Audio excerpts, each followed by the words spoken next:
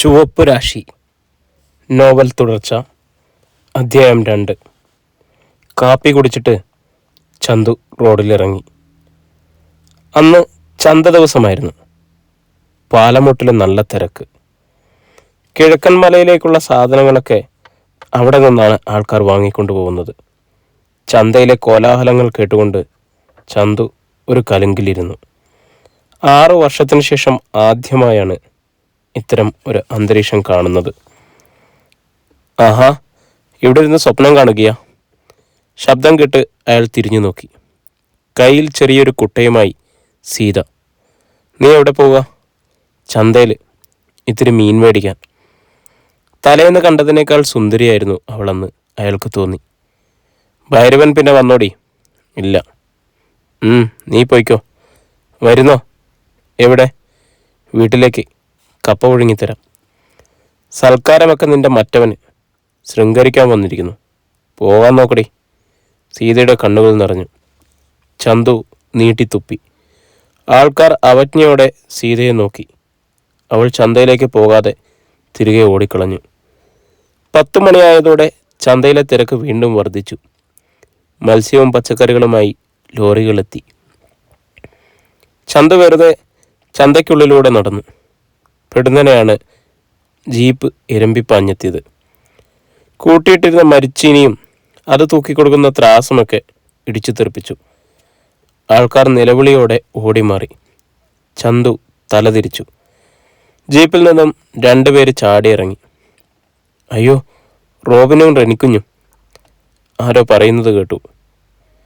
അവരുടെ പിന്നാലെ ഭൈരവനും മറ്റൊരാളും ഉണ്ടായിരുന്നു. അവനാണ്. ഭൈരവൻ ചന്തുവിനെ ചൂണ്ടിക്കാണിച്ചു. റോബിനും റെന്നിയും മെല്ലെ അയാളുടെ അരികിലേക്ക് വന്നു. അധ്യായം 4. ആൾക്കാർ അകന്നു മാറി. അവിടേക്ക് ഉറ്റുനോക്കി. ഇന്നിനി ഇവിടെ ചോരപ്പുഴ ഒഴുകുമെന്ന് അവർക്കറിയാം. തല്ലാനും കൊല്ലാനുമൊന്നും ഭയമില്ലാത്തവരാണ് റോബിനും റെന്നിയും. ചന്തുവിനെ ഇന്ന് അവർ തുണ്ടം തുണ്ടമാക്കുമെന്ന് അവർ കരുതി. തൻ്റെ നേരെ നടന്നെടുക്കുന്നവരെ ചന്തു ശ്രദ്ധിച്ചു. ജീൻസും മഞ്ഞ ഷർട്ടുമാണ് ഇരുവരുടെയും വേഷം. കാലിൽ ഷൂസ്, കൈത്തണ്ടയിൽ സ്വർണ്ണ ചെയിൻ, കഴുത്തിലുമുണ്ട് കനത്ത സ്വർണ്ണമാല. മുതലാളി പിള്ളേർക്ക് ചേരുന്ന ഭാവം തന്നെ. ഒരു നിമിഷം ചന്തുവിൻ്റെ മനസ്സ് ഭൂതകാലത്തിലേക്ക് പോയി. മെറീനയെ പിന്നിലിരുത്തി നാട് ചുറ്റുന്നതും കൂളിംഗ് ഗ്ലാസ് വെച്ച് സിഗരറ്റ് പൊച്ച് സമ്പന്നനിൽ സമ്പന്നനായി. എടാ, അലർച്ച കേട്ട് ചന്തു ചിന്തയിൽ നിന്നും ഉണർന്നു. റോബിൻ്റെ ശബ്ദമായിരുന്നു. ചന്തു ഒരു ബീഡി കത്തിച്ചു. നിന്നെ തന്നെയാണ് വിളിച്ചത്. എനിക്ക് കാതിന് കേൾവി കുറവൊന്നുമില്ല, ചന്തു പറഞ്ഞു. ഇമ്മണി പതിയെ പറഞ്ഞാലും കേൾക്കാം. സ്കൗണ്ടറൽ. ആ പറഞ്ഞത് നിന്റെ തന്തയുടെ പേര്. ഇനി എൻ്റെ പേര് വിളിക്ക്. ഞാൻ ചന്തു. കോപവും വിഷവുമൊക്കെ ഒന്നിച്ചുണ്ടായിരുന്നു റോബിന്. തന്നെ ഇതുവരെ ആരും തന്തയ്ക്ക് വിളിച്ചിട്ടില്ല. ഇപ്പോൾ ഒരുവൻ, അതും ഇത്രയും ആൾക്കാരുടെ മുന്നിൽ വെച്ച്, അവനത് സഹിച്ചില്ല. നീ വലിയ ഗുണ്ടയാണ് അല്ലേ എന്ന് ഞാൻ പറഞ്ഞില്ലല്ലോ. ഇന്നലെ ഞങ്ങളുടെ ജീപ്പ് നീ ബലമായി കൊണ്ടുപോയി. എന്നിട്ട് ബംഗ്ലാവിൽ വന്ന് ഭീഷണി മുഴക്കി. ദേ, കള്ളം പറയരുത്. ഞാൻ ജീപ്പും കൊണ്ടുപോയി എന്നത് ശരി തന്നെയാണ്. പക്ഷേ ബംഗ്ലാവിൽ ഞാൻ അനാവശ്യമായി ഒരക്ഷരം പോലും സംസാരിച്ചിട്ടില്ല. ചാത്തുണ്ണിയോടും മക്കളോടും കളിക്കാൻ മാത്രം നീ വളർന്നോടാ വരത്താം. ചാത്തുണ്ണി? അയാളാരാ, ദൈവമോ? എനിക്കൊരു ചാത്തുണ്ണിയെ അറിയാം. അത് ഞങ്ങളുടെ നാട്ടിൽ കക്കൂസ് കുഴിക്കുന്നവനാ. എന്നാ ഈ ചാത്തുണ്ണിയെ കൂടി ഒന്ന് അറിയടാ. റെന്നി പറഞ്ഞതും ചന്തുവിനെ അടിച്ചതും ഒന്നായിരുന്നു. ചന്തു പിന്നോട്ട് വേച്ചുപോയി. ആ തക്കത്തിന് റോബിനും ചാടി വീണു. എന്തെങ്കിലും ചെയ്യാൻ കഴിയുന്നതിന് മുന്നേ അടിയുടെ പൂരമായിരുന്നു. ഭൈരവനും ഒപ്പമുണ്ടായിരുന്നു. ഗുണ്ടയും കിട്ടിയ അവസരം വിനിയോഗിച്ചു. ഫുട്ബോൾ കണക്കെ അവർ ചന്തുവിനെ തൊഴിച്ചെറിഞ്ഞു. ജനം സ്തംഭരായി നിന്നു. ചന്തു അവരെ അടിച്ചു പൊടിയാക്കുമെന്നാണ് പലരും കരുതിയത്. എന്നുവെച്ചാൽ റോബിനും ജെറിനും ആരാ? ആടിനെയും കോഴിയുമൊക്കെ അറക്കുമ്പോൾ ചൂടുചോര മടുമടാന്ന് കുടിക്കുന്നവരാ, ഒരാൾ പറഞ്ഞു. പച്ചച്ചോര ചൊടിച്ചാൽ എന്നാ ശക്തിയാണെന്നറിയാവോ? അതിനാരും മറുപടി പറഞ്ഞില്ല. ചന്തുവിൻ്റെ മൂക്കിലൂടെയും വായിലൂടെയും ചോര ഒഴുകി. അവർ അയാളെ അടിച്ചെടുത്ത് തക്കാളിപ്പഴങ്ങൾക്കിടയിലേക്ക് എറിഞ്ഞു. അവിടെ കിടന്ന് ചന്തു ഞരങ്ങി. മതി, ഇനി അടിച്ചവൻ ചത്തുപോകും. റെന്നി മുന്നോട്ടഞ്ഞു. ഭൈരവനെ തടഞ്ഞു. ഇന്നലെ ഇവന് കീജയി പഴയ പട്ടികൾ ആരൊക്കെയാണടാ? ഭൈരവൻ ചുറ്റും നോക്കി നിന്ന് ജനത്തെ നോക്കി അലറി. ചുണയുള്ളവനുണ്ടെങ്കിൽ മുന്നോട്ട് വന്നിടാ. തൻ്റെ നഷ്ടമായ ഇമേജ് തിരിച്ചു പിടിക്കുകയാണ് ഭൈരവൻ. വാ പോകാം, റോബിൻ വിളിച്ചു. അവർ ജീപ്പിൽ കയറാൻ ഭാവിക്കുമ്പോൾ ആരോ കൈയടിക്കുന്ന ശബ്ദം കേട്ട് തിരിഞ്ഞു നോക്കി. ചോര പുറം കൈ കൊണ്ട് തുടയ്ക്കുന്നതിനിടയിൽ ചന്തു അവരെ വിളിക്കുകയാണ്. അയാൾ തക്കാളിപ്പഴങ്ങൾക്കിടയിൽ നിന്നും എണീറ്റ് നിവർന്നു നിൽക്കുന്നു. അവർക്കത് വിശ്വസിക്കാൻ കഴിഞ്ഞില്ല. ചന്തു ജീപ്പിനടുത്തേക്ക് വന്നു. ജനം അയാളെ മിഴിച്ചു നോക്കി. നിങ്ങളുടെ കലാപരിപാടികൾ കഴിഞ്ഞു, ഇനി എൻ്റേത് കൂടി കാണണം. എൻ്റെ കൈകൊണ്ട് ചാകാനായിരിക്കും ഇവൻ്റെ വിധി. ഭൈരവൻ കൊടുങ്കാറ്റ് പോലെ പാഞ്ഞെടുത്തു. ചന്തു ഒരു കൈകൊണ്ട് അയാളെ തടഞ്ഞു. പിന്നെ കാൽമുട്ട് മടക്കി അടിവയറ്റിൽ ഒരൊറ്റ ഇടി. എൻ്റെ അമ്മയെ എന്ന് വിളിച്ചുകൊണ്ട് ഭൈരവൻ മുന്നോട്ട് കുനിഞ്ഞതും വലതു കൈമുട്ട് കൊണ്ട് നട്ടലിൽ ആഞ്ഞിടിച്ചതും ഒപ്പം കഴിഞ്ഞിരുന്നു. അയാൾ വെട്ടിയിട്ട വാഴ കണക്കെ ചന്തുവിൻ്റെ കാൽച്ചുവട്ടിൽ. ചന്തു ഭൈരവനെ എടുത്തു വരുത്തി വട്ടം കറക്കി ജീപ്പിൻ്റെ ബോണറ്റിലേക്ക് എറിഞ്ഞു. മുന്നിലെ ഗ്ലാസ് തകർത്തുകൊണ്ട് അയാൾ സീറ്റിൽ വീണ് ഞരങ്ങി. ഈ കാഴ്ച കണ്ട് ജനം കൈയടിച്ചു. റോബിനും റെന്നിയും ഒരേ നേരത്ത് ചന്തുവിനെ നേരിട്ടു. പിന്നീട് നടന്നത് സിനിമ കാണുന്നത് പോലെയുള്ള സ്റ്റണ്ടാണ്. ചന്തു പറന്നടിച്ചു. താടിയെല്ലൊടിഞ്ഞ് ഭൈരവൻ്റെ കൂട്ടുകാരൻ ഗുണ്ട വീണു. പിന്നെ എണീറ്റില്ല. മൺകലങ്ങൾ കമത്തിയിട്ടിരിക്കുന്നതിൻ്റെ മുകളിലേക്ക് റെന്നി തെറിച്ചു വീണു. കലങ്ങൾ മുഴുവൻ ഉടഞ്ഞുപോയി. പച്ചക്കറി ചന്തയിലും മീൻ ചന്തയിലുമൊക്കെ ഓടി നടന്ന് മൂവരും അടിച്ചു. റോബിനെ ഒരു കൊട്ട മീനിനുള്ളിലേക്ക് ചന്തു അമർത്തി. അവൻ്റെ വായിൽ അളിഞ്ഞ മത്തി കയറി. റെന്നി ഒരു കമ്പെടുത്ത് ചന്തുവിനെ അടിച്ചപ്പോൾ അയാൾ ഒഴിഞ്ഞു മാറുകയും റോബിന് അടിയേൽക്കുകയും ചെയ്തു. ചന്തു ആ കമ്പ് പിടിച്ചു വാങ്ങി അതിൻ്റെ രണ്ടഗ്രങ്ങളും പിടിച്ച് കാൽത്തുടയിൽ ആഞ്ഞടിച്ചു. കമ്പ് രണ്ടായി ഒടിഞ്ഞു. ഒടിഞ്ഞ രണ്ടഗ്രങ്ങളും ചന്തുവിൻ്റെ രണ്ട് കൈകളിലും വിരലുകൾക്കിടയിലൂടെ പമ്പരം പോലെ അതിങ്ങനെ കറങ്ങി. ഇനി നിന്നാൽ ആപത്താണ് തോന്നി റോബിന്. റെന്നിയെ വിളിച്ചുകൊണ്ട് ജീപ്പിന് നേരെ ഓടി. ചന്തു വടിയുടെ ഒരു ഭാഗം കറക്കിയെറിഞ്ഞു. അത് കൃത്യമായ റെന്നിയുടെ കാലുകൾക്കിടയിൽ കുരുങ്ങി. അവൻ മുന്നോട്ട് മറിഞ്ഞു. അവിടെ നിന്നെണീറ്റ് വീണ്ടും ഓടി. ചന്തു പിന്നാലെ. ജീപ്പിനുള്ളിൽ കിടന്നിരുന്ന ഭൈരവനെ അവർ ചവിട്ടി പുറത്തോട്ട് മറിച്ചു. റോബിൻ ജീപ്പ് സ്റ്റാർട്ട് ചെയ്യുന്നതിന് മുമ്പ് ചന്തു അവനെ വലിച്ചു പുറത്തേക്കിറങ്ങി അടിവയറ്റിൽ 4-5 അടി പാസാക്കി. ചന്തയിൽ ഇത്രയും നാശനഷ്ടങ്ങൾ ഉണ്ടാക്കിയിട്ടും ചുളിവിൽ രക്ഷപ്പെടാമെന്ന് കരുതിയടാ. പണമെടുക്ക്. ചന്തു അവൻ്റെ പോക്കറ്റിൽ വലിച്ചു കയറി. 100ൻ്റെ കുറേ നോട്ടുകൾ താഴെ വീണു. അയാൾ പണമെടുത്തിട്ട് അവൻ്റെ കഴുത്തിൽ കിടന്നിരുന്ന മാല വലിച്ചു പൊട്ടിച്ചു. ഇത് വിറ്റാ നഷ്ടം തീർക്കാൻ കഴിഞ്ഞേക്കും. ചന്തു പണവും സ്വർണ്ണമാലയുമായി ചിതറിക്കിടക്കുന്ന പച്ചക്കറികൾക്കിടയിലേക്ക് ഇട്ടുകൊടുത്തു. പിന്നെ ആൾക്കാരെ നോക്കി പറഞ്ഞു, ഇവിടെ നിങ്ങൾക്ക് നഷ്ടമായതൊക്കെ ഈ മാല വിറ്റിട്ട് വീട്ടിക്കൊള്ളുക. ഉമ്മാരെ പേടിച്ച് അതാരും എടുക്കാതിരിക്കരുത്. അത് നിങ്ങൾക്ക് തന്നത് ഞാനാണ്, ഈ ചന്തു. റോബിനെ വീണ്ടും ജീപ്പിലേക്ക് തള്ളി. പോയിക്കോടാ എന്നായി. ഭൈരവനും അയാളുടെ കൂട്ടുകാരും ആൾക്കാർക്കിടയിലൂടെ ഊളിയിട്ട് പോയി കഴിഞ്ഞിരുന്നു. ജീപ്പ് അകന്നുപോയി. ജനം ചന്തുവിനെ വളഞ്ഞു. ഒന്ന് മാറി നിൽക്കിൻ. ചായക്കടക്കാരൻ കുഞ്ഞച്ചൻ ഒരു ഗ്ലാസ് ചായയുമായി ആൾക്കാരെ തള്ളി മാറ്റിക്കൊണ്ട് മുന്നിലെത്തി. ഇത് കുടിക്കണം മോനെ, നീ ആണ്. ഒത്തിരി കാലമായി ഒരാളിനെ കണ്ടിട്ട്. ചെമ്പൻ കുഞ്ഞ് മരിച്ചത് പിന്നെ ചുണയുള്ള ഒരാളിനെ കാണുന്നത് ഇന്നാ ആദ്യമാ. യുവന്മാരെ കൊണ്ട് പൊറുതി മുട്ടിയിരിക്കുമ്പോഴാണ് മോൻ വന്നത്. ചന്തു ചായ വാങ്ങിക്കുടിച്ചു. മോനിന് പോകണ്ട, കുഞ്ഞച്ചൻ പറഞ്ഞു. ചന്തു ആ കണ്ണൂരിലേക്ക് നോക്കി. അതെ, ചന്തോണ്ണം പോകണ്ട, ചന്തയിലെ തൊഴിലാളികൾ ഒന്നടക്കം ഏറ്റുപറഞ്ഞു. നിനക്കൊക്കെ നാണമില്ലടാ അവൻ്റെ തല്ലും പേടിച്ച് എൻ്റെ മുന്നിൽ വരാൻ. ചാത്തുണ്ണി മുതലാളി മക്കളെ നോക്കി അലറി. അവനെ കൊന്നിട്ട് വന്നിരുന്നെങ്കിൽ ഞാൻ അഭിമാനത്തോടെ ഞാൻ നിങ്ങളെ സ്വീകരിക്കുമായിരുന്നു. റോബിനും റെന്നിയും മിണ്ടാതെ നിന്നു. മാനഹാനിയും ഒപ്പം ധനനഷ്ടവും. ചാത്തുണ്ണി കാറി തുപ്പി. നഷ്ടപരിഹാരം കൊടുത്തിട്ട് വന്നിരിക്കുന്നു. മുതലാളി വേഗം തൻ്റെ മുറിയിലേക്ക് കയറിപ്പോയി. പിന്നെ കൊടുങ്കാറ്റ് പോലെ തിരികെ വന്നു. അയാളുടെ കയ്യിൽ ഇരട്ടക്കുഴൽ തോക്കുണ്ടായിരുന്നു. ആ പന്നിയെ ഞാൻ കൊല്ലും. ഇതെന്ത് കൂത്ത്?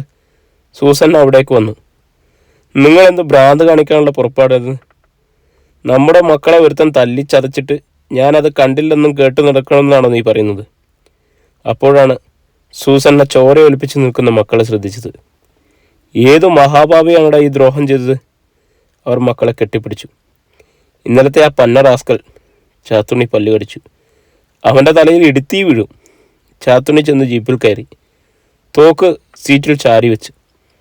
ആനയുടെ മസ്തകം വെടിവെച്ച് പിളർത്തിയിട്ടുള്ളവനാണ് ഈ ചാത്തുണ്ണി. ഇന്ന് അവൻ്റെ തലയോട് ഞാൻ തകർക്കും. വേണ്ട, നിങ്ങൾ പോകണ്ട. സൂസന്ന ജീപ്പിനടുത്തേക്ക് ഓടിച്ചെന്നു. പിന്നെ നിങ്ങളൊന്ന് താഴേക്കിറങ്ങ്, ഞാൻ പറയട്ടെ. ചാത്തുണ്ണി അനുസരിച്ചു. വരാനുള്ളത് വരും. ഇനിയും നാറാതെ നോക്കേണ്ടത് നമ്മുടെ കാര്യമാണ്. നീ പറയുന്നത് ഇവിടെ നിയമവും പോലീസും ഒന്നുമില്ലേ? ഒന്ന് വിളിച്ചു പറഞ്ഞാൽ അവൻ്റെ ചങ്ക ഒരു വെള്ളമാക്കും. അത് മതി ഡാഡി, അതാ നല്ലത്. റോബിനും റെന്നിനും അത് തന്നെ പറഞ്ഞു. ഒരു നിമിഷം ചിന്തിച്ചിട്ട് ചാത്തുണ്ണി പിൻവാങ്ങി. വിസിറ്റിംഗ് ടേബിളിൽ ഇരുന്ന് കറുത്ത ഫോണിനരികിലേക്ക് ധൃതിയിൽ നടന്നു. കുഞ്ഞച്ചൻ്റെ ചായക്കടയോട് ചേർന്നുള്ള ചായപ്പിൽ ഒരു ചാക്കുകെട്ടിൽ അർദ്ധമയക്കത്തിലായിരുന്നു ചന്തു. അപ്പോൾ നേരം ഉച്ച കഴിഞ്ഞിരുന്നു. പെട്ടെന്നാണ് പോലീസ് ജീപ്പ് അവിടെ വന്ന് ബ്രേക്ക് ചെയ്തത്. ഇൻസ്പെക്ടർ വിക്രമും 4-5 പോലീസുകാരും ചാടി ഇറങ്ങി. ചന്തു എവിടാ? ബാർബ കുട്ടപ്പനോട് എസ് തിരക്കി. അയാൾ കുഞ്ഞപ്പൻ്റെ ചായപ്പിലേക്ക് കൈ ചൂണ്ടി. കുഞ്ഞച്ചൻ ഓടിച്ചെന്ന് ചന്തുവിനെ ഉണർത്തുന്നതിന് മുമ്പ് വിക്രമും സംഘവും അവിടെ എത്തിയിരുന്നു. എടാ, കണ്ണു തുറന്നതും വിക്രം അയാളുടെ മുണ്ടിൽ കുത്തിപ്പിടിച്ചുയർത്തി. Sir, shut up. ചന്തു പോലീസുകാർക്കിടയിൽ ചെന്നു വീണു. അവർ അയാളെ ഒരു ചാക്കുകെട്ട് പോലെ ഉയർത്തി ജീപ്പിനുള്ളിലേക്ക് ഇറങ്ങി. പിന്നാലെ അവരും കയറി. ഒരസ്ത്രം കണക്കെ ജീപ്പ് വന്ന വഴിയെ പാഞ്ഞുപോയി. ജനമൂട്ടിലെ ജനങ്ങൾ മുഴുവൻ അന്തം വിട്ടു നിന്നു. അധ്യായം 5. പോലീസുകാർ ജീപ്പിൻ്റെ പിന്നിൽ ടാർപോളിൻ അഴിച്ച് താഴ്ത്തിയിട്ടു. ഇരുവശത്തുമുള്ള സീറ്റുകൾക്കിടയിൽ അവരുടെ കാൽ കീഴിൽ ചന്തു. സ്റ്റേഷനിലെത്തുമ്പോഴേക്കും അവർ ചന്തുവിനോട് കൈയുടെ തരിപ്പ് തീർത്തിരുന്നു. പോലീസ് സ്റ്റേഷൻ്റെ മുറ്റത്ത് ജീപ്പ് നിന്നു. അവനെ ലോക്കപ്പ് ചെയ് എന്ന് പറഞ്ഞിട്ട് SI വിക്രം തൻ്റെ ഓഫീസ് മുറിയിലേക്ക് പോയി. പോലീസുകാർ ചന്തുവിനെ പുറത്തിറക്കി. അയാൾക്ക് നടക്കാൻ കൂടി ബുദ്ധിമുട്ടായിരുന്നു. അവർ അയാളുടെ പെടലിക്ക് പിടിച്ച് ലോക്കപ്പിലേക്ക് തള്ളി. ചന്തു മുറിയുടെ മൂലയിൽ മുഖമടച്ച് വീണപ്പോൾ മുന്നിൽ ഇരുമ്പ് വാതിൽ അടഞ്ഞു. ഈ സമയം ഇൻസ്പെക്ടർ വിക്രമം ചാത്തുണ്ണിയുടെ ഫോണിൽ സംസാരിക്കുകയായിരുന്നു. അവനെ അകത്താക്കി സർ. Very good. ഞങ്ങൾ നിങ്ങൾക്കൊരു പ്രത്യേകം സമ്മാനം തരുന്നുണ്ട്. ചാത്തുണ്ണിയുടെ സന്തോഷം നിറഞ്ഞ ശബ്ദം. അവൻ്റെ ഓരോ എല്ലും 2 ആക്കിയേക്കണം. ആ കാര്യം ഓർമ്മിപ്പിക്കണോ സാർ? നാളെ ഞാൻ അതുവഴി വരാം. Thank you sir. Vikram receiver വെച്ചിട്ട് ലോക്കപ്പിനടുത്തേക്ക് വന്നു. എടാ കൊച്ചു കഴിവയുടെ മോനെ, ഹോസ്പിറ്റലിൽ വെച്ച് നീ എന്നെ കയറി ഭരിക്കാൻ വന്നപ്പോഴേ ഞാൻ മനസ്സിൽ കുറിച്ചിട്ടതാ. വിക്രം മെല്ലെ ലോക്കപ്പിനുള്ളിലേക്ക് കയറി. വാച്ചഴിച്ച് ഹെഡ് കോൺസ്റ്റബിളിനെ ഏൽപ്പിച്ചിട്ട് പുറങ്കാലുകൊണ്ട് തട്ടി വാതിലടച്ചു. ചന്തു ഭീതിയോടെ അയാളെ നോക്കി. നീ മാന്യന്മാരുടെ മക്കളെയൊക്കെ അടിക്കൂ അല്ലടാ. ഇന്നലെ നീ ചാത്തുണ്ണിയെ പരസ്യമായി ആക്ഷേപിച്ചു. ഈ രാജ്യത്ത് പലതും നടക്കും, നീതിയും അല്ലാത്തതും. ഇതിലൊന്നും നീ ഇടപെടണ്ട. അതിനൊക്കെ ഇവിടെ ഞങ്ങളുണ്ട് കേട്ടാ. അയാൾ ചാത്തുവിൻ്റെ മുടിയിൽ കുത്തിപ്പിടിച്ചുയർത്തി കാൽമുട്ടുകൊണ്ട് നാഭിക്കിടിച്ചു. അമ്മേ, ഞരക്കത്തോടെ ചാത്തു അടിവയറ്റിൽ കൈവേർത്തി. ഇനി മേലിൽ നിന്നെ ഈ നാട്ടിൽ കണ്ടുപോരുത്. സാർ, കിതപ്പോടെ ചന്തു വിളിച്ചു. എന്നെ ഇങ്ങനെ ദ്രോഹിക്കുന്നതിന് നിങ്ങൾ തീർച്ചയായും കണക്ക് പറയേണ്ടി വരും. ആരോട്? നിന്നോടോ? പന്ന റാസ്കൽ, നീ എന്നെ കളി പിടിപ്പിക്കാൻ വരികയാണോടാ? ഇൻസ്പെക്ടറുടെ കയ്യിലെ തരിപ്പ് തീരുന്നതുവരെ ചന്തുവിനെ ഇടിച്ചു. അവസാനം അയാൾക്ക് നേരിയ ചലനം മാത്രം അവശേഷിപ്പോഴാണ് ഇടി നിർത്തിയത്. വെള്ളം വെള്ളം. ലോക്കപ്പിൻ്റെ മൂലയിൽ കിടന്ന് അയാൾ ഞരങ്ങി. ആരും അത് ശ്രദ്ധിച്ചതേയില്ല. ഏമാനെ, അവൻ ലോക്കപ്പിൽ കിടന്ന് ചത്ത നമ്മൾക്കൊക്കെ കുഴപ്പമാവില്ലേ? എസ് ഐയോട് ചോദിച്ചു. ഒരു കാര്യം ചെയ്, ഇത്തിരി വെള്ളമോ മറ്റോ കൊടുത്തിട്ട് സന്ധ്യ കഴിയുമ്പോൾ ഇറക്കി വിട്ടേര്. ശരി സാർ. ഒരു കോൺസ്റ്റബിൾ കൂജയോട് ചന്തുവിൻ്റെ തലയിലേക്ക് വെള്ളം കമത്തി. ആർത്തിയോടെ അയാൾ വായ തുറന്നപ്പോൾ വെള്ളം തറയിൽ പടർന്നു. ചന്തു തറയിൽ നിന്നും വെള്ളം നക്കി കുടിച്ചു, ഒരു പട്ടിയെപ്പോലെ. നേരം സന്ധ്യയായപ്പോഴേക്കും പ്രകൃതിയുടെ മട്ടാകെ മാറി. ഒരു പിഷറം കാറ്റ് ആഞ്ഞു വീശി തുടങ്ങി. മഴ പെയ്തേക്കും, അവനെ ഇറക്കി വിടാം സാർ. വിക്രമനോട് അനുവാദം ചോദിച്ചു. വിട്ടേര്. ലോക്കപ്പിൻ്റെ വാതിൽ തുറക്കപ്പെട്ടു. ചന്തു ബന്ധപ്പെട്ട് തലയുയർത്തി. എങ്ങോട്ടിറങ്ങി വാടാ? കൊല്ലാനാണെങ്കിൽ ഇവിടെ വെച്ചയക്കൂ സാറേ. നീ ഇനിയും വാങ്ങിക്കും. പോലീസുകാർ പുഴുത്ത തെറി വിളിച്ചു. ഇറങ്ങി വാടാ ഇങ്ങോട്ട്. ചന്തുവിനെ എണീക്കാൻ കഴിഞ്ഞില്ല. ഒരു വിധേനെ വലിഞ്ഞിഴഞ്ഞ് പുറത്തെത്തി. പോയിക്കോ, ഇനി മേലിൽ ഈ നാട്ടിലെങ്ങും കണ്ടുപോരുത്. അയാൾ ചന്തുവിനെ മുറ്റത്തേക്ക് തള്ളി. പെയ്ത മഴയുടെ ആദ്യത്തെ തുള്ളി അയാളുടെ പുറത്തു പതിഞ്ഞു. അടിവയറ്റിൽ കൈ അമർത്തിക്കൊണ്ട് ചന്തു എണീറ്റു. അപ്പോഴേക്കും ശക്തമായ മഴ തുടങ്ങിയിരുന്നു. വസ്ത്രങ്ങൾ കീറിപ്പറഞ്ഞിരുന്നു. പോക്കറ്റിലുണ്ടായിരുന്ന രൂപ ജീപ്പിനുള്ളിൽ വെച്ച് തന്നെ പോലീസുകാർ കൈക്കലാക്കിയിരുന്നു. ശരീരം നനഞ്ഞപ്പോൾ മുളകുപൊടി പറ്റിയതുപോലെയുള്ള നീറ്റൽ അനുഭവപ്പെട്ടു. ഒരു മദ്യപാനിയെപ്പോലെ ആടി ആടി അയാൾ റോഡിലേക്ക് ഇറങ്ങി. അപ്പോൾ ഇരുളു വീണു തുടങ്ങിയിരുന്നു. കാറ്റും മഴയും ഒരടി മുന്നോട്ട് നീങ്ങാൻ വയ്യാത്ത അവസ്ഥ. ചന്തു തളർന്നു. ലൈറ്റ് ഇട്ടുകൊണ്ട് ഒരു വെളുത്ത ഹൂണ്ടായി കാർ പാഞ്ഞു വന്നു. അയാൾ റോഡിൻ്റെ നടുക്കായിരുന്നു. കാറിൻ്റെ ഹോൺ മുഴങ്ങി. ചന്തു അത് കേട്ടില്ല. അയാൾ തൊട്ടു ഇല്ല എന്ന രൂപത്തിൽ കാർ നിന്നു. ചന്തു അതിൻ്റെ ബോണറ്റിലേക്ക് കുഴഞ്ഞു വീണു. കനത്ത മഴ പെയ്തുകൊണ്ടിരിക്കുമ്പോഴാണ് ഭൈരവൻ കുഞ്ഞച്ചൻ്റെ ചായയിൽ വന്ന് കയറിയത്. നനഞ്ഞൊലിച്ചുള്ള അവൻ്റെ വരവ് കണ്ട് പലരും ഭയന്നുപോയി. അവൻ്റെ കയ്യിൽ ഒരു വെട്ടുകത്തി ഉണ്ടായിരുന്നു. കുഞ്ഞച്ച, ഒരു ബെഞ്ചിലേക്ക് കാലുയർത്തി വെച്ചുകൊണ്ട് ഭൈരവൻ അലറി. എവിടെയാ വരത്തൻ? താനിന്ന് രാവിലെ അവന് ചായ കൊടുത്തിട്ട് ഇവിടെ തന്നെ അങ്ങ് താമസിക്കാൻ സപ്പോർട്ട് ചെയ്തില്ലേ? തൻ്റെ പെൺമക്കൾക്ക് അന്തിക്കുട്ടുമാവുമല്ലോ അല്ലേടാ കളവാ. കുഞ്ഞച്ചന് 2 പെൺമക്കളാണ്. ഭാര്യ നേരത്തെ മരിച്ചുപോയി. ചെമ്പൻകുഞ്ഞ് ചത്തത് പിന്നെ നീ ആണിനെ കണ്ടത് അവനിൽ മാത്രമാ അല്ലടാ പട്ടി. ബാക്കിയുള്ളവനൊന്നും ആണല്ലല്ലോ. കുഞ്ഞച്ചൻ്റെ പെൺമക്കൾ അടുക്കളയുടെ മൂലയിൽ ഭയന്നു നിന്നു. എന്താടാ, നിന്റെ നാവ് ഇറങ്ങിപ്പോയോ? ഭൈരവൻ ഡെസ്കിൽ ആഞ്ഞു വെട്ടി. അതിൻ്റെ ഒരു ഭാഗം പിളർന്നുപോയി. കുഞ്ഞച്ചൻ്റെ ഇടനെഞ്ച് തകർന്നു. ഭൈരവ, ഇതെൻ്റെ അത്താഴമാണടാ. എന്നാൽ പിന്നെ നിനക്ക് ഞങ്ങളെ കൂടി അങ്ങ് കൊല്ലരുതോ? കൊല്ലുവടാ, എല്ലാത്തിനെയും ഞാൻ കൊല്ലും. ഭൈരവൻ ചാടിച്ചെന്ന് കുഞ്ഞച്ചൻ്റെ കഴുത്തിൽ പിടികൂടിയിട്ട് വെട്ടുകത്തി തോളിലമർത്തി. പാലമൂട്ടിലെ രാജാവ് ഈ ഭൈരവൻ തന്നെയാണ്. ഒരു നാറിയും ഇവിടെ ഞെളിയാൻ ഞാൻ സമ്മതിക്കില്ല. അങ്ങനെ വന്ന അവനെയും അവനെ സഹായിക്കുന്നവരെയും ഞാൻ വെട്ടി നിർക്കും. പുഴയിലേക്ക് ഒഴുക്കും ഞാൻ. അയാൾ പിടിവിട്ടു. എലി വിറയ്ക്കുന്നത് പോലെയായിരുന്നു കുഞ്ഞറ്റിന് പാവം. ഒരു 100 രൂപയും എടുക്ക്. ഭൈരവൻ്റെ ആജ്ഞ. എൻ്റെ കയ്യിൽ പണമൊന്നുമില്ല. ഞാനൊന്ന് നോക്കട്ടെ. ഭൈരവൻ മേശ തുറന്നു. അതിനുണ്ടായിരുന്ന നോട്ടുകൾ വാരി. ഞാൻ തരില്ല. നാളെ അരി വാങ്ങിക്കാനുള്ള കാശത്. കുഞ്ഞച്ചൻ ഭൈരവൻ്റെ കയ്യിൽ പിടിച്ചു. അയാൾ കൈ കുടഞ്ഞു. കുഞ്ഞച്ചൻ ഒരു ഡെസ്കും മറിച്ചുകൊണ്ട് തറയിൽ മലർന്നു വീണു. വൃത്തികെട്ട ഒരു ചിരിയോടെ ഭൈരവൻ അടുക്കള വാതിക്കലെത്തി. പെൺകുട്ടികളെ നോക്കി മുരണ്ട്. 2 ഞാൻ വെച്ചിട്ടുണ്ട്. ഈ ഭൈരവൻ ആളാണെന്ന് കാട്ടിത്തരാം. വരത്തന്മാരെ തൊത്ര മാത്രമേ നിനക്കൊക്കെ പിടിക്കത്തുള്ളൂ.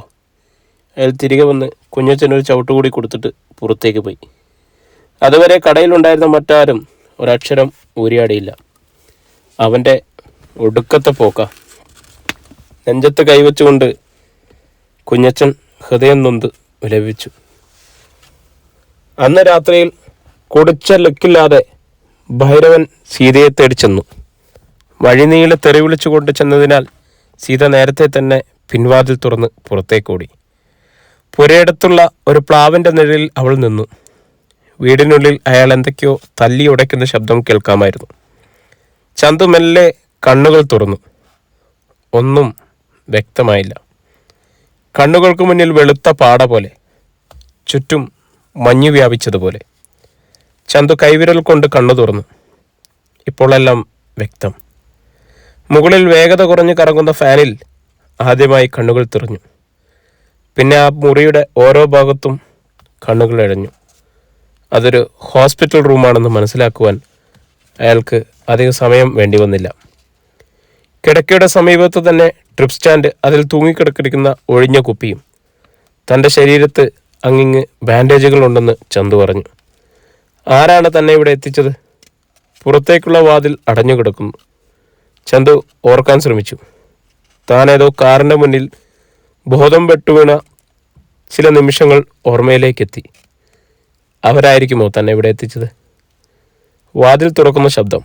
അയാൾ തലതിരിച്ചു. വെള്ളരിപ്രാവ് പോലെ ഒരു നേഴ്സ് അകത്തേക്ക് വന്നു. അവളെ കണ്ടാൽ തന്നെ രോഗികളുടെ അസുഖം പകുതി പോകുമെന്ന് തോന്നി. ചന്തുവിനെ നോക്കി അവൾ മനോഹരമായൊന്ന് ചിരിച്ചു. ഞാൻ മുറിയിൽ നിന്ന് പോയിട്ട് കഷ്ടിച്ച് 5 മിനിറ്റായി കാണും. നേഴ്സ് ട്രേ ടീപ്പോയിൽ വെച്ചു. ആരെയോ കൊല്ലുമെന്ന് മയക്കത്തിൽ വിളിച്ചു പറയുന്നത് കേട്ടല്ലോ. ചന്തുവിന് ജാള്യത തോന്നി. ഞാൻ എവിടെയാണ്? ഹോസ്പിറ്റൽ. ആരാണ് ഇവിടെ കൊണ്ടുവന്നത്? അതൊക്കെ ഉടനെ മനസ്സിലാകും. തിരിഞ്ഞപ്പോൾ ശരീരത്തിന് നല്ലാത്ത വേദന. പഞ്ഞി സ്പിരിറ്റിൽ മുക്കി ശരീരത്തോട് അവൾ സ്പർശിച്ചപ്പോൾ മഞ്ഞുകൊണ്ട് തഴുകുന്ന പ്രതീതിയുണ്ടായി ചന്തുവിന്. അവൾ ഇഞ്ചക്ഷൻ എടുത്തത് അയാൾ അറിഞ്ഞതുകൂടിയില്ല. ഇനി നേരെ കിടന്നു. ചന്തു അവളെ നോക്കി തന്നെ കിടന്നു. എന്തേ? അവൾ പിന്നെയും ചിരിച്ചു. പേരെന്താ? അയാൾ ചോദിച്ചു. തങ്കം, അവൾ പറഞ്ഞു. നീ ഒരു തങ്കം തന്നെയാ. അയാളുടെ കമൻറ്റിന് അവൾ മറുപടിയൊന്നും പറഞ്ഞില്ല. ഞാൻ ഡോക്ടറോട് പറയാം സുബോധത്തിലാണെന്ന്. അവൾ മുറി വിട്ടു പോയപ്പോൾ എന്തോ നഷ്ടമായ പ്രതീതിയായിരുന്നു ചന്തുവിന്. അല്പം കഴിഞ്ഞപ്പോൾ വാതിൽ തുറന്ന് മറ്റൊരാൾ അകത്തേക്ക് വന്നു. ചന്തു നോക്ക്. വീണ്ടും വീണ്ടും നോക്കി. അയാളുടെ ചുണ്ടുകൾ വിതുമ്പി. ചന്തുവിന് അത് വിശ്വസിക്കാൻ കഴിഞ്ഞില്ല. അധ്യായം 6. ബൈക്ക് തിരക്കേറിയ നഗരത്തിലൂടെ പായുകയായിരുന്നു. ഓരോ വാഹനങ്ങളെയും ഓവർടേക്ക് ചെയ്തുള്ള ആ പോക്ക്. ബൈക്ക് ഓടിക്കുന്നതിൽ ചന്തു ഒരു അമാനുഷ്യനാണ്. പിന്നിൽ അവൻ്റെ അരയിൽ ചുറ്റിക്കിടക്കുന്ന മെറീന എപ്പോഴും പറയാറുള്ള വാചകമാണിത്. ഡോക്ടർ സേതുനാഥിൻ്റെ മകളാണ് മെറീന. ഇരുവരുടെയും ബന്ധം വീട്ടുകാർക്കറിയാം. അതുകൊണ്ട് തന്നെ അവർക്കിടയിൽ അതിർവരമ്പുകളില്ല.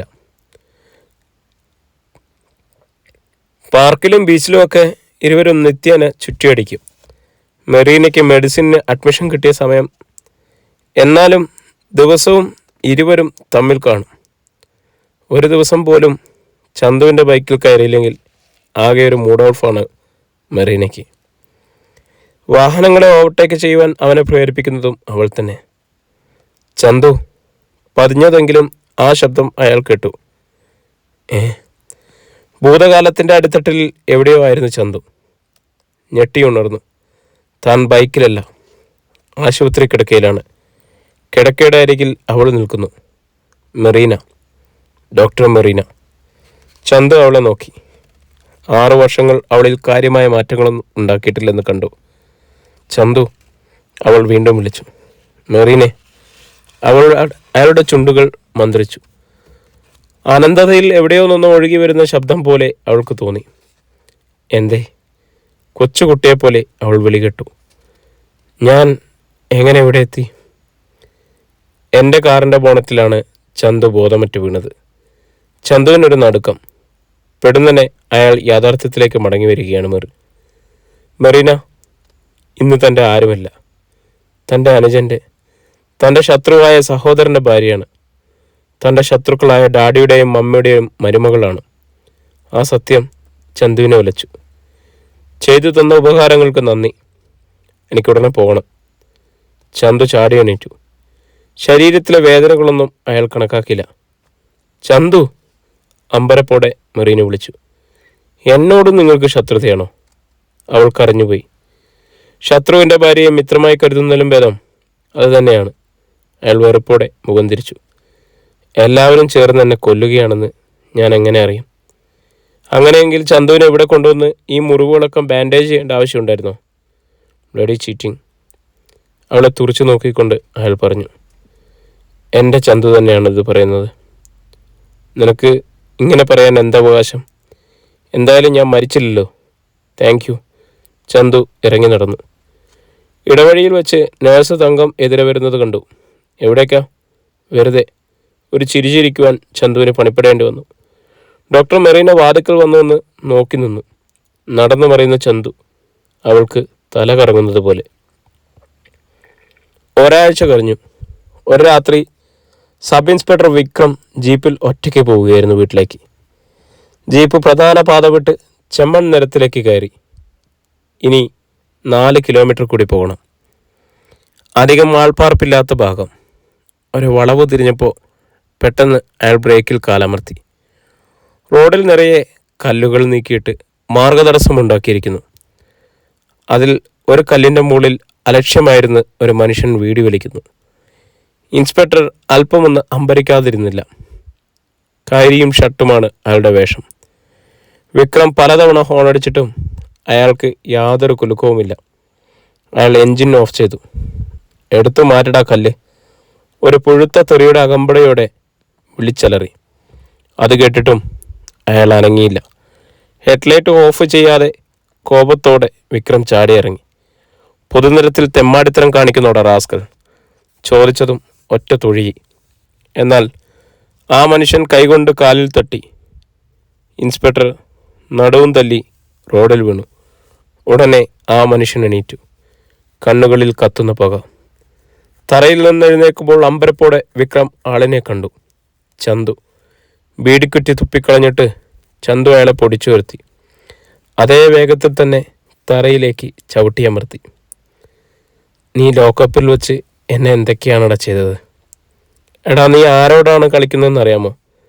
നല്ലവണ്ണം അറിഞ്ഞിട്ട് തന്നെയാണോടോ. അന്ന് ഞാൻ തിരികെ ഒന്നും ചെയ്യാത്തത് നിയമത്തെ മാനിച്ചിട്ടാണ് കേട്ടോ.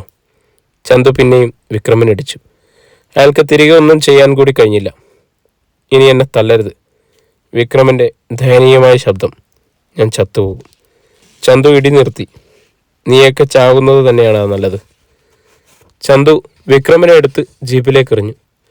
അനന്തരം റോഡിലെ കല്ലുകൾ നീക്കിയിട്ട് ജീപ്പിനടുത്തേക്ക് ചെന്നു. പിന്നെ ഇത് നമ്മുടെ മാത്രം കാര്യമാണ്.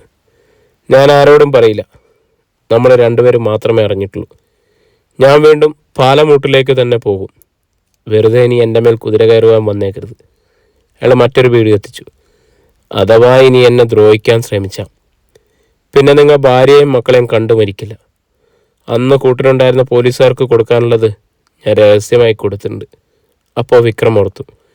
ഹെഡ് കോൺസ്റ്റബിളിൻ്റെ ശരീരത്തിൽ മുറിവുകൾ ചോദിച്ചപ്പോൾ മദ്യപിച്ചിട്ട് എവിടെയോ വീണതാണെന്ന് അയാൾ പറഞ്ഞത്. പൊയ്ക്കോ. വിക്രം ജീപ്പ് സ്റ്റാർട്ട് ചെയ്തു. സായാഹ്നം. പാലമൂട്ടിൽ സാമാന്യം തിരക്കുണ്ട്. സാധനങ്ങൾ വാങ്ങിക്കുവാൻ എത്തിയ തൊഴിലാളികളും മറ്റും പീടികകളിൽ കയറി. നല്ല കച്ചവട സമയം. ഒരു ജീപ്പ് വന്നു. അതിൽ നിന്നും റോബിനും റെന്നിയും ഇറങ്ങി. ഭൈരവനും മറ്റൊരു ശിങ്കടിയും ഉടനെ ഓടി അടുത്തു നിന്നു. എന്തൊക്കെയുണ്ട് ഭൈരവ വിശേഷം? എന്തോന്ന് വിശേഷം കൊച്ചു മുതലാളി? കടക്കാരെയൊക്കെ ഭീഷണിപ്പെടുത്തി കണ്ടമാനം പണം പിടുങ്ങുന്നുണ്ടെന്നാണല്ലോ അറിവ്. ഓ, അത് പിന്നെ ജീവിക്കണ്ടായോ? ചന്ത പോയതിൽ പിന്നീട് സദാസമയം പാലമുട്ടിൽ തന്നെയാണ് ഭൈരവൻ. ആൾക്കാരിൽ നിന്നും പണം വാങ്ങുക, മദ്യപിക്കുക. തൻ്റെ ഭാര്യയുടെ അനുജത്തി എന്തി? പട്ടണത്തിൽ നിന്നൊരു സ്റ്റുഡിയോയിൽ ഇന്നും ഫോൺ ചെയ്തിരുന്നു. രൂപ 5000 നീ വാങ്ങിയിരിക്കുന്നത്. ഈ ആഴ്ച കൂടി ഒന്ന് ക്ഷമിക്കാൻ പറ. അടുത്ത ആഴ്ച തീർച്ചയായും ഞാൻ അവളെ അങ്ങെത്തിക്കും. സഞ്ചിയും തൂക്കി സാമാന്യം കൊള്ളാവുന്ന ഒരു പെൺകുട്ടി അവർക്കരികിലൂടെ പോയി. ഏതടാ പെണ്ണ്? റോബിൻ തിരക്കി. ചായക്കടക്കാരൻ കുഞ്ഞച്ചൻ്റെ മോള. കിളി കൊള്ളാമല്ലോ. വീഴോടാ, ഒന്ന് മുട്ടി നോക്ക്. റോബിനും റെന്നിയും പതിയെ ചായക്കടയിലേക്ക് നടന്നു. ഒരെണ്ണം കൂടി അവിടെ ഉണ്ട്. ഇതിലും മെച്ചമതാ. റെന്നി ഒന്ന് അമർത്തി മൂളി. അവർ ചെന്ന് കയറിയപ്പോൾ ബെഞ്ചിലിരിക്കുന്നവരൊക്കെ ഭവ്യതയോടെ എഴുന്നേറ്റു. 2 ചായ. അടുക്കളയിൽ നോക്കി റോബിൻ വിളിച്ചു പറഞ്ഞു. കുഞ്ഞച്ചൻ ആ സമയത്ത് കുറ്റിയടുപ്പിൽ അറക്കപ്പൊടി നിറക്കുകയായിരുന്നു. മോളെ ചായ കൊടുക്ക്. നേരത്തെ റോഡിലൂടെ സഞ്ജീവമായി വന്ന പെൺകുട്ടി തന്നെയാണ് ചായ കൊണ്ടുവന്ന് ഡെസ്കിൻ്റെ പുറത്ത് വെച്ചത്. കൊച്ചു മുതലാളിയുടെ കയ്യിലോട്ട് കൊടുക്കടി, ഭൈരവൻ്റെ നിർദ്ദേശം. അത് അവഗണിച്ചിട്ട് തിരികെ നടക്കാൻ ശ്രമിച്ചപ്പോൾ പെടുന്നതന്നെ റെന്നി അവളുടെ കയ്യിൽ കടന്നു പിടിച്ചു. അങ്ങനെ അങ്ങ് പോയാലോടി, റെന്നി മുതലാളി കൈവിട്, അവൾ പറഞ്ഞു. കൊള്ളാം, പെൺകുട്ടികളായ അല്പം തൻ്റെ ഇടം വേണം. പക്ഷേ അത് ഞങ്ങളുടെ അടുത്ത് മാത്രം വേണ്ട കേട്ടോ. കൈവിടാനാ പറഞ്ഞത്. ചൂടാകാതെ മോളെ, കൈ വിട്ടില്ലെങ്കിൽ നീ എന്നാ ചെയ്യും? അവൾ വലതു കൈ നിവർത്തി ഒരടി കൊടുത്തു റെന്നിയുടെ കവളത്ത്. അതാരും പ്രതീക്ഷിച്ചിരുന്നില്ല. ഒരു നിമിഷത്തെ നിശബ്ദത. എടീ പട്ടിച്ചി, റെന്നി അലറിക്കൊണ്ട് ചാടി എഴുന്നേറ്റു. അവളെ അടക്കം പിടിച്ചു. നീ അത്രയ്ക്കങ്ങായോടി? അവൻ അവളെ അമർത്തി ചുംബിച്ചു. നിന്നെ ഇന്നും ഞാൻ പരസ്യമായി ബലാത്സംഗം ചെയ്യുമടി. വിട്, വിടടാ, അവൾ കുതറി. അവൻ്റെ മുഖത്ത് ഇടിച്ചു. റെന്നി വിട്ടില്ല. റോബിൻ ഇത് കണ്ട് ആസ്വദിക്കായിരുന്നു. എൻ്റെ മോളെ വിടറ. കയ്യിൽ കിട്ടിയ ഒരു വെട്ടുകത്തിയുമായി കുഞ്ഞച്ചൻ ഓടി വന്നു. റെന്നി ഒരു കൈ കൊണ്ട് വെട്ടുകത്തി തടഞ്ഞു. പിന്നെ കാലുയർത്തി ഒരു തോഴി. നിലവിളിയോടെ കുഞ്ഞച്ചൻ വാതിക്കൽ ചെന്ന് വീണു, 2 കാലുകളുടെ ചൂട്ടിൽ. അത് അവിടെ കിടന്നതുകൊണ്ട് കുഞ്ഞച്ചൻ ആ കാലുകളുടെ ഉടമയെ നോക്കി. റോബിനും റെന്നിയും ഭൈരവനും തിരിഞ്ഞു നോക്കി. മുട്ടസൂചി വീണാൽ അറിയാവുന്ന നിശബ്ദത. വാതിക്കൽ ചന്തു. പ്രിയമുള്ളവരെ, നമ്മുടെ ഈ നോവൽ ഇവിടെ തുടരുകയാണ് കേട്ടോ. ഓരോ തവണയും ഓരോ നോവലും വ്യത്യസ്തമായ മാറ്ററുകളുമായിട്ടാണ് നമ്മളെത്തുന്നത്. ഈ പ്രാവശ്യം ഒരു ആക്ഷൻ സ്റ്റോറിയാണ്. ഇത് കഴിഞ്ഞാൽ ഉടനെ നമുക്ക് വരുന്നത് ഒരു മാന്ത്രിക നോവലാണ്. അപ്പോൾ എല്ലാവർക്കും ഈ നോവലിൻ്റെ അഭിപ്രായങ്ങളൊക്കെ ഇഷ്ടപ്പെടുന്നുണ്ടെങ്കിൽ കമൻറ്റ് ചെയ്യണം. കാരണം തുടർന്നും നമ്മൾ ഇങ്ങനത്തെ സ്റ്റോറി തിരഞ്ഞെടുക്കണോ വേണ്ടയോ എന്നറിയാൻ വേണ്ടിയിട്ടാണ്. അപ്പം നിങ്ങളുടെ അഭിപ്രായങ്ങൾ എന്തൊക്കെ തന്നെയാണെങ്കിലും കമൻ്റായിട്ട് രേഖപ്പെടുത്തുക, ലൈക്ക് ചെയ്യുക, കൂടുതൽ ആളുകളിലേക്ക് ഷെയർ ചെയ്യുക. അപ്പോൾ എല്ലാവർക്കും നന്ദി, നമസ്കാരം.